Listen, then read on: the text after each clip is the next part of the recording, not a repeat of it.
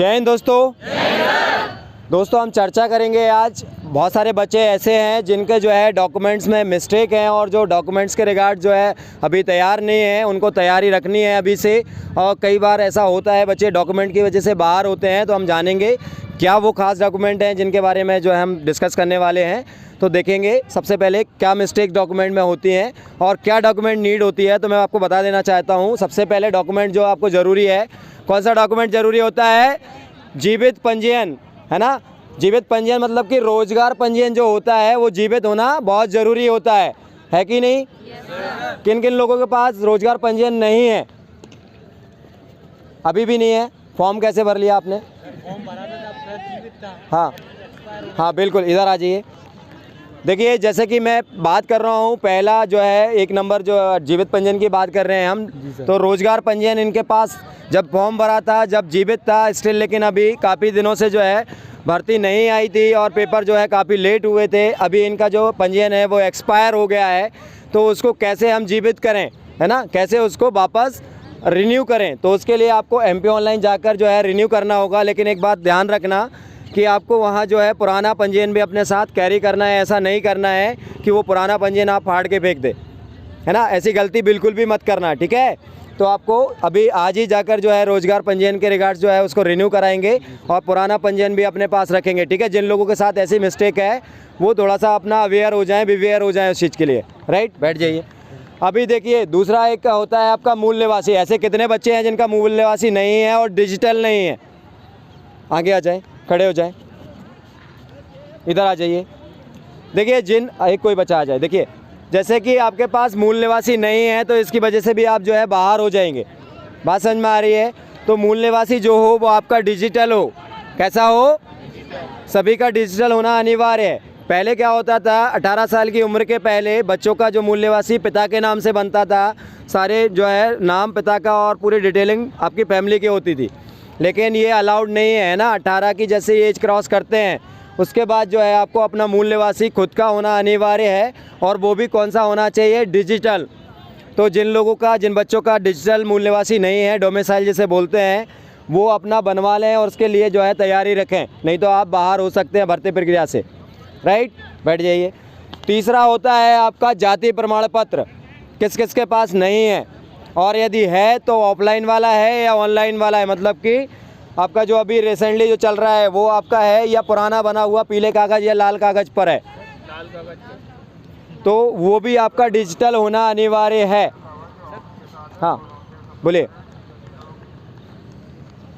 Sir मेरे पास जो caste certificate है वो डिजिटल वाला है। हाँ। बट उसमें प्रॉब्लम ये है कि उसमें मेरे गांव का नाम जो है ना, हाँ। सर उसमें सूखा डिक्सरा की जगह सिर्फ डिक्सरा लिखा है। हाँ। और जो इनकम है अब जो न्यू बनवाया तो उसमें 60,000 तो उसमें 55,000 लिखी है। ठीक तो है। उसमें कोई प्रॉब्लम तो नहीं होगी सर? देखिए यहाँ पर इनका एक मिस्टेक सामने निकल कर आ रहा है। इनका जो जाति प्रमाण पत्र है उसमें मिस्टेकन ये है कि इनके गाँव का नाम जो है वो आधा लिखा हुआ है, और इन्होंने जो इनकम के रिगार्ड्स जो बात कर रहे हैं, पहले कुछ इनकम थी, तो इनकम दोस्त मेरे चेंज होती रहती है, हर साल आपकी इनकम बदलती है, ठीक है। तो उससे कोई दिक्कत नहीं है। लेकिन आप जैसे मैं बात करूं कि जाति जो है, जाति में एग्जैक्ट आपका जो है जाति मेन मुख्य होती है, उसका गांव का जो है मूल निवासी में आपको दर्शित किया जाता है। तो ऐसा कोई बड़ा मिस्टेक नहीं है ना, ये चल जाएगा आपका, ठीक है।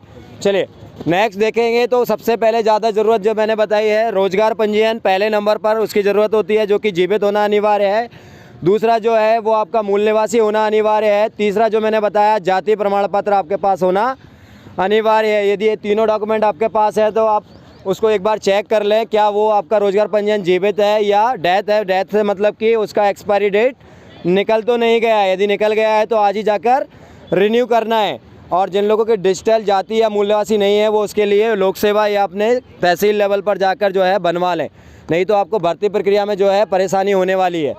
यदि बचना चाहते हैं तो इन चीज़ों के लिए जो है अभी काम करना शुरू कर दें। इसके बाद बात करें, आपने जो आवेदन दिया था, मतलब जो फॉर्म भरा था, उसका आवेदन का एक एप्लीकेशन फॉर्म का फ़ोटोकॉपी आपके पास होना अनिवार्य है क्या आप सभी के पास? कि फेंक दिया कहीं पर, है ना। चौथी चीज़ ये हो गई। पांचवी चीज़ आपके पास, हाँ कहाँ गया? आपके पास रजिस्ट्रेशन नंबर होगा उसका, तो उसके अकॉर्डिंग जो है आपका काम बन जाएगा, राइट। पांचवी चीज़ जो कि डॉक्यूमेंट्स आते हैं, कौन कौन से डॉक्यूमेंट्स आते हैं? आपका आधार आपका पैन कार्ड, आपका लाइसेंस, आपकी वोटर आईडी, और ये चारों मेन चीज़ जो है आईडीज़ हैं आपकी। तो इन चारों आईडीज़ में से कोई एक आईडी ऐसी होनी चाहिए जिससे आपने जब फॉर्म भरा था, उस फॉर्म भरते समय जो भी नेम आपका जो आपने लिखा था, जो मिडिल नेम आपने लिखा था और जो आपने सरनेम लिखा था, वो सारे उससे मैच करते हों। ऐसा ना हो कि फॉर्म भरा किसी और नाम से, जैसे मनोज कुमार पटेल, ठीक है, आपने फॉर्म भरा जब पूरा लिखा हुआ है मनोज कुमार पटेल, लेकिन आईडी में क्या लिखा, मनोज पटेल या मनोज कुमार, पूरा नाम ना होने की वजह से, उस आईडी की वजह से आपको बाहर होना पड़ सकता है। इसलिए इन चारों आईडीज़ में से कौन सी 4 ID, Aadhaar card, PAN card, voter ID या लाइसेंस, इन चारों में से कोई एक आईडी आपके पास होना चाहिए, जिससे आप जो है वहाँ पर फॉर्म के जो आपका नाम और आपका डेट ऑफ बर्थ वो उसमें आप मैच कर पाएँ, राइट। सिमिलर होना अनिवार्य है। मुख्यतः आपका जो है आधार बहुत इंपॉर्टेंट है, तो उसमें एक बार देख लें आपका डेट ऑफ बर्थ गलत तो नहीं है ना। कई बार क्या होता है, इन चीज़ों में मिस्टेक पाई जाती है। अब हम बात करें 5वीं चीज़, 10th की मार्कशीट, जिसके आधार पर आपने फॉर्म भरा हुआ है। तो 10th की मार्कशीट में जब फॉर्म भरा था तो उसमें नेम मिस्टेक तो नहीं है, देख लीजिए, स्पेलिंग मिस्टेक आती है कई बार आपका मिडिल नेम मिस्टेक आता है, और कई बार क्या होता है आपका सरनेम मिस्टेक आता है, ठीक है। तो 10th और 12th की मार्कशीट 5वें नंबर पर जो मैंने आपको बताई है, 10th और 12th की मार्कशीट में आपका सिमिलर नेम होना चाहिए, जो डॉक्यूमेंट में आपने भरा है वो सिमिलर होना चाहिए। मतलब कि ऐसा नहीं होना चाहिए एक जगह मनोज कुमार है, एक जगह मनोज कुमार पटेल है, एक जगह मनोज पटेल ओनली है, तो ऐसा नहीं होना चाहिए। इस वजह से आपको जो है बाहर होना पड़ सकता है। बात समझ में आ रही है। फिर इसके बाद बात करते हैं, जब आपने फॉर्म भरा था, 6वीं चीज़ कि आपका जो फॉर्म भराया था उस समय जो आपने फ़ोटो लगाई थी, उस समय जो फ़ोटो लगाया होगा वो फ़ोटो होना भी आपके पास अनिवार्य है। यदि नहीं है तो आप निकलवा लीजिए, कम से कम 10 से 15 फ़ोटो आप अपने पास रखिए, है ना। और रिसेंटली जो अभी नई जो फ़ोटो है वो भी आप अपने पास 10 से 12 फ़ोटो रख सकते हैं, ठीक है। 6वीं चीज़ मैं बात करता हूँ, तो आपके पास जो आप सेट बना रहे हैं इन सभी डॉक्यूमेंट के, कम से कम एक सेट वहाँ पर मांगा जाता है, लेकिन अपने साथ अपना 3 सेट तैयार करना है। क्यों करना है, बाय मिस्टेक हम कोई गलती से फॉर्म फट जाता है या गिर जाता है या पानी गिर जाने की वजह से कई सारी ऐसी मिस्टेक हो जाती हैं, तो उनकी वजह से हम क्या करते हैं, अपना वहाँ पर इतना टाइम आपके पास नहीं होता है कि आप अपना बाहर जाएं और आप वापस कुछ कर पाएँ, है ना।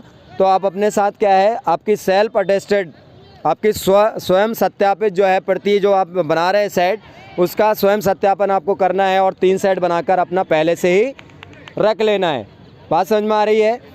छोटे से डॉक्यूमेंट ज़्यादा नीड नहीं है, जो आपने भरे होंगे वही सारे डॉक्यूमेंट हैं, लेकिन वो होना अनिवार्य है।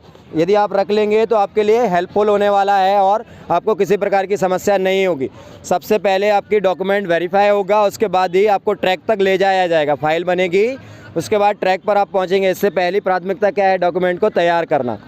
समझ में आ गई बातें। इन केस ऐसी कोई कंडीशन बनती है तो उसके लिए आप बच सकते हैं। कैसे बच सकते हैं, उसके लिए आप अपना एफिडेविट एक तैयार करें। जिस भी डॉक्यूमेंट में आपको दिक्कत है उस डॉक्यूमेंट के रिगार्ड आप नोटरी वाले के पास जाएं और उसको बताएं कि इस प्रकार की समस्या है, तो वो उसके रिगार्ड्स आपका क्या कर देगा, एफिडेविट तैयार कर देगा, और वहाँ पर आपको जो है बचाव आप अपना कर सकते हैं। बता सकते हैं कि मैं खुद स्वयं यही व्यक्ति हूँ, बाय मिस्टेक मेरा ये जो है नाम मिस्टेक या सरनेम मिस्टेक या कोई भी मिस्टेक हो गया है, कल को मैं किसी प्रकार से गलत पाया जाता हूँ तो आप अब मेरी जो है नौकरी मुझसे छीन सकते हैं, और जो भी दंड है उसके लिए मैं स्वीकृत हूँ। ठीक है, ठीक है। या और कोई डाउट किसी को?